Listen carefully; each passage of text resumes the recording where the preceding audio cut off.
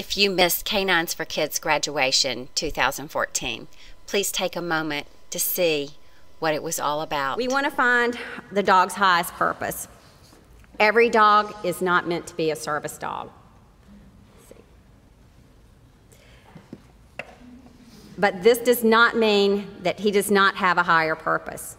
When we discover that a dog will not be able to finish the service dog program, we find another placement that is better suited for that particular dog. We have placed dogs as emotional support dogs, trained companion pets, and therapy dogs. No dog is ever a failure in our program. When we find that special dog with service dog potential, we can train him to do just about anything. We have trained dogs for diabetic alert, for seizure alert, for balance and harness and intervention and PTSD, wheelchair assistance. But the magic of the service dog happens after he is placed with his child or veteran. It is an unspoken understanding that I've got your back. It is a partnership that unlocks the potential of both the person and the dog. We see it all the time, but we still don't understand it. But here to tell us about some of this magic that surpasses understanding is Elijah Gaige's father, Chris Mendez. Chris?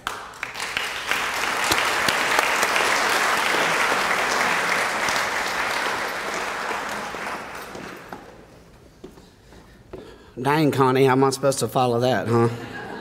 Wow. Elijah Gaige was me and my wife's first child. Wow, now I understand. Woo. Elijah Gaige was me and my wife's first child. Tessa and I were so excited to have a son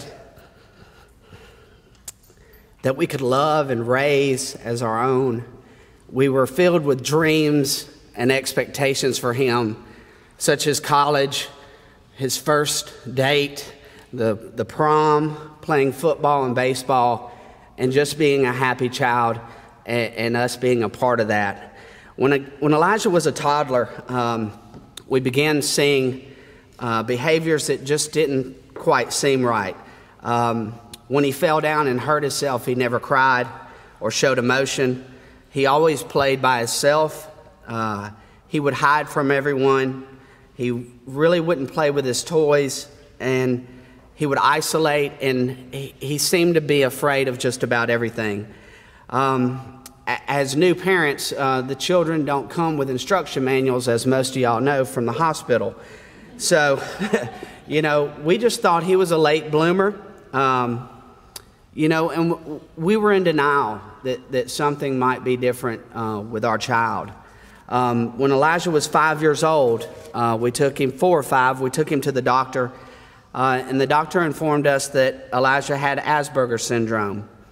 For those of you that don't know, Asperger's is a form of autism with specific characteristics, such as it's hard for them to communicate emotions, recognize emotions in others. Asperger's children typically have problems with coordination. They're not athletic. They isolate themselves a lot. The worst part is they often become targets of ridicule and bullying from other children, especially in school. But in addition, they're very smart. They see the world as facts and figures. It's almost impossible for them to tell a lie. They're very blunt. They'll tell on you in a minute, especially in public.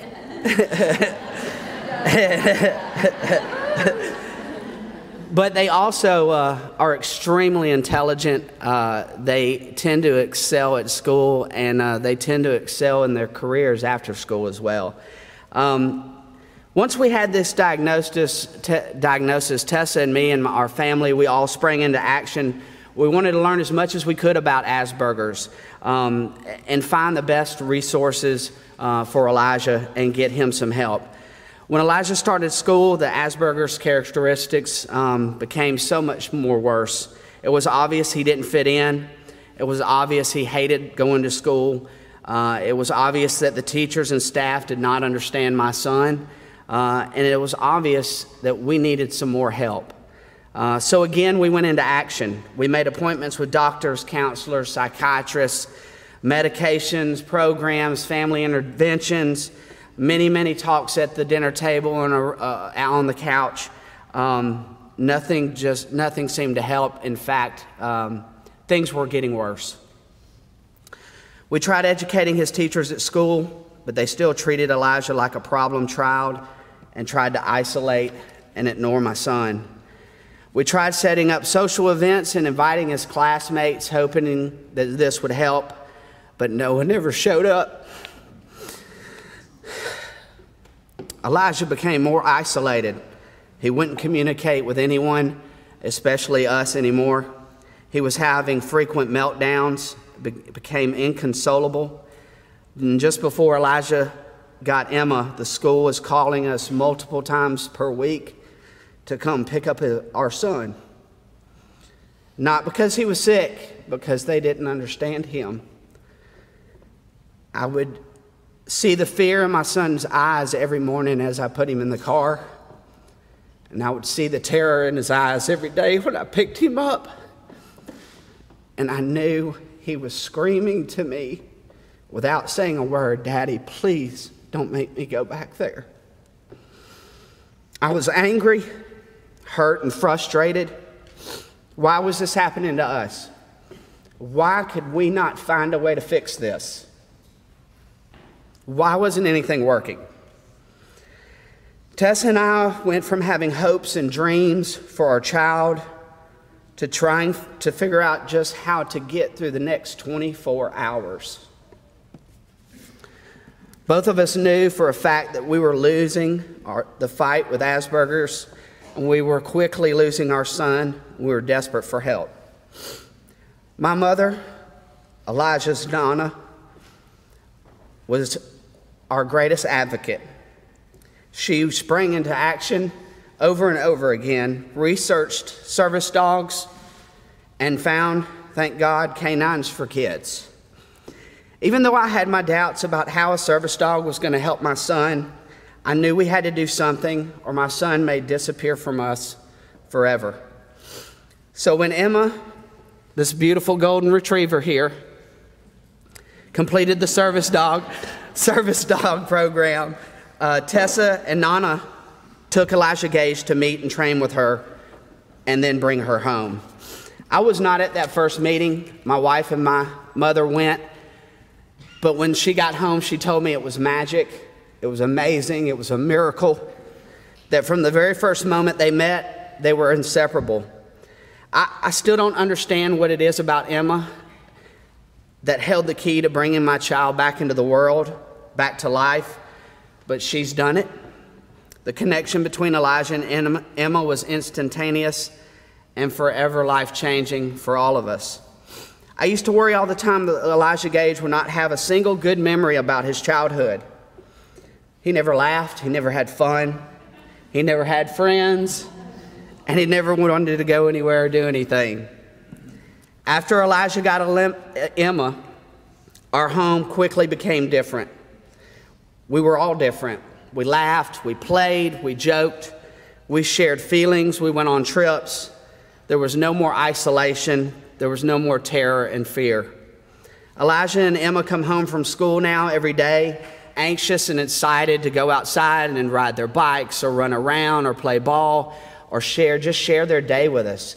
There's no more terror in his eyes. There's no more look of desperation for help. In the past, before Emma, we had birthday parties for Elijah, and only the family came. How do you have a birthday party for a child and explain to them why no one showed up? It's pretty hard to do. This year we had a birthday party for Elijah, and too many people came.